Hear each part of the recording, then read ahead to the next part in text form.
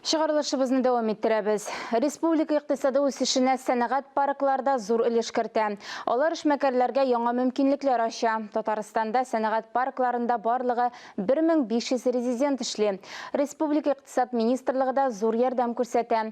Сәнәгатьтәге табышлар турында тулырак киләсе сюжетта. Әлі күптән түгел генә бу автомобиль шиналары магистральләрдә йөргән. Хәзер маршрут үзгәргән. Теләче сәнәгать паркында аларны эшкәртеп, резина материал ясыйлар. Ул юлларга җәю өчен кулланыла. Чит ил санкцияларына каршы торалар. Барлык материаллар да үзебезнең илнеке. Biz моңа кадәр спорт мәйданчыкларын әзерләү өчен чит ил ябыштыргычларын куллана идек. Хәзер Россиядә җитештерелгән чимал белән эшлибез. Сәнәгать паркы территориясында металл ишекләр дә җитештерелә. Товарны республикага һәм Россиянең якындагы шәһәрләренә тараталар. Бер елда 20 меңгә якын ишек ясалган. Җиһазларның күп өлеше үзебезнең илнеке. Бу паркта 11 резидент эшли. Территорияның гомуми мәйданы 40 гектар. Биредә пластмасса әйберләре, кәрзиннәр, урындыклар, савыт-саба 200 исемдәге товар җитештерелә. В сегодняшних условиях, конечно же, нас...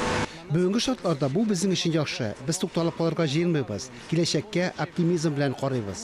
Республикабызның скверлары һәм паркларын биредә сәнәгать паркында үстерелә торган чәчәкләр бизи. Элек чәчәк орлыкларына Голландиягә заказ бирсәләр, хәзер 80% үзебезнең илнеке. Татарстанда сәнәгать парклары эшчәнлеге активлаша. Ел башыннан хезмәткәрләр саны 4500-гә арткан. Республика иктисад министрлыгы да булыша. Это и налоговые льготы, льготы по транспортному налогу.